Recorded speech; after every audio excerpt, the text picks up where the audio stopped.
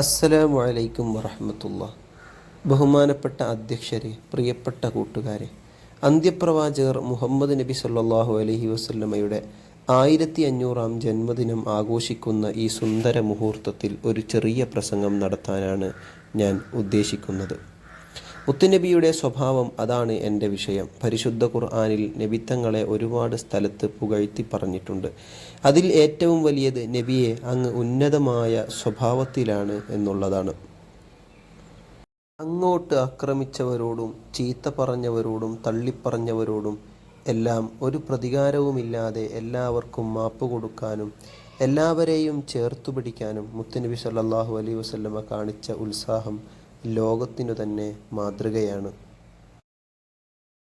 എല്ലാ രീതിയിലും ആക്രമിച്ച് പ്രയാസപ്പെടുത്തി നാട്ടിൽ നിന്ന് വരെ പുറത്താക്കാൻ മുമ്പിൽ നിന്ന് അവർ മക്ക വിജയത്തിൻ്റെ ദിവസം കീഴടങ്ങേണ്ടി വന്നപ്പോൾ അവർക്കെല്ലാം പൊതുവായി മാപ്പ് പ്രഖ്യാപിക്കുകയും അവരെയെല്ലാം ചേർത്തു പിടിക്കുകയും ചെയ്ത സംഭവം ചരിത്രത്തിൽ തുല്യതയില്ലാത്ത സ്വർണ്ണലിപിയാൽ ഉല്ലേഖനം ചെയ്യപ്പെട്ടതാണ്. മുത്തുനബി തങ്ങളെ സ്മരിക്കുന്ന ഈ സുന്ദര മുഹൂർത്തത്തിൽ അവിടുത്തെ സ്വഭാവം പഠിക്കാനും ജീവിതത്തിൽ പകർത്താനും നമുക്ക് അവസരം കണ്ടെത്താം.